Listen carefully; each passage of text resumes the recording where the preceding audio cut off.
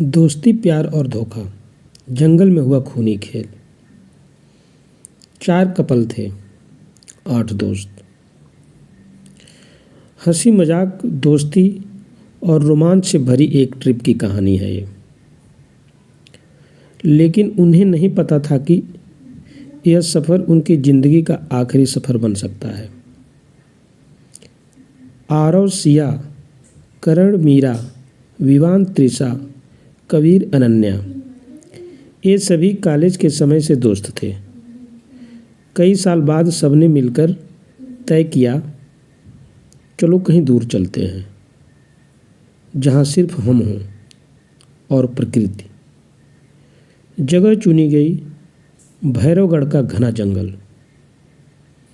लोग कहते थे वहाँ एक पुरानी हवेली है जहाँ रात में रोने की आवाज़ें आती हैं और जो भी अंदर गया वापस नहीं आया। लेकिन दोस्तों ने इसे सिर्फ एक डरावनी कहानी समझा।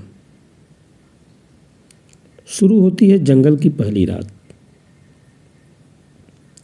शाम ढलते ढलते वे जंगल पहुंच गए। सूरज पेड़ों के पीछे छिप चुका था। चारों तरफ अजीब सी खामोशी थी, जैसे जंगल सांस रोककर उन्हें देख रहा हो। सिया धीरे से बोली, मुझे अच्छा नहीं लग रहा है, हमें लौट जाना चाहिए। कबीर हंस पड़ा, डरपोक मत बनो सिया, एडवेंचर इसी का नाम है। उसकी हंसी थोड़ी अजीब थी, जैसे वह इस जगह को पहले से जानता हो। अब शुरू होता है कैंप फायर और वो आवाज़। रात गहरी हो चुकी थी। सबने कैंप फायर जलाया। हंसी मजाक, गाने, पुरानी यादें। अचानक दूर कहीं से एक औरत की रोने की आवाज़ आई। सब चुप। हवा ठंडी हो गई। आग की लपटें अजीब तरह से कांपने लगीं। मीरा कांपती आवाज़ में बोली, ये जानवर की आवाज़ नहीं है। तभी एक पल के लिए सबने देखा, पेड़ों के पीछे कोई परछाई हिली। लेकिन जब टॉर्च जलाई गई, वहाँ कुछ नहीं था, सिर्फ अंधेरा। फिर पहली गुमशुदगी हो जाती है। रात लगभग 2 बजे। त्रिशा को बाथरूम जाना था। विवान उसके साथ गया। 5 मिनट बीत गए, 10 मिनट बीत गए, फिर 15 मिनट बीत गया। फिर अचानक जंगल में गूंजती एक दिल दहला देने वाली चीख। सब भागते हुए पहुंचे। जमीन पर खून फैला था। विवान की लाश पेड़ से लटकी हुई थी, आंखें खुली हुई, चेहरा डर से जमी हुई चीख में। त्रिशा गायब थी। सिया रोने लगी। करण चिल्लाया, यह कोई मजाक नहीं है। कबीर सबसे शांत था, बहुत ज़्यादा शांत। फिर भागने की कोशिश होती है।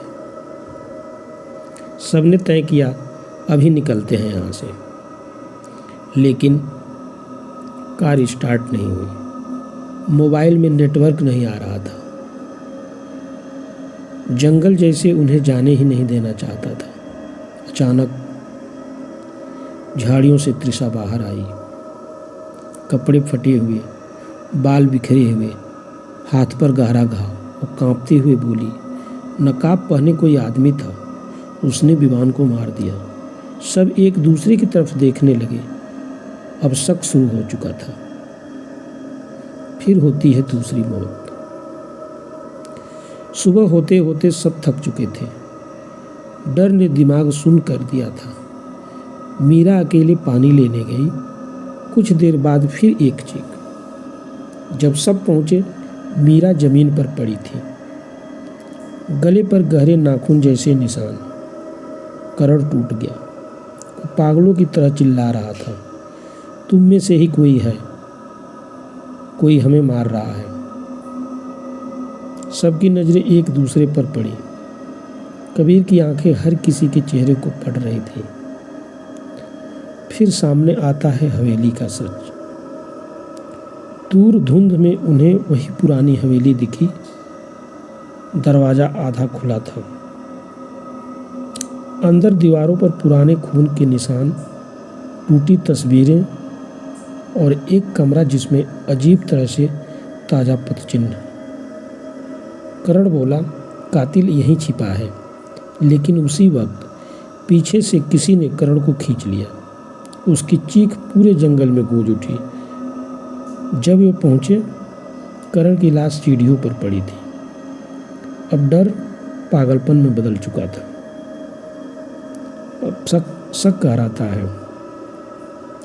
अब बचे थे आरव, सिया, कबीर, अनन्या और घायल त्रिशा।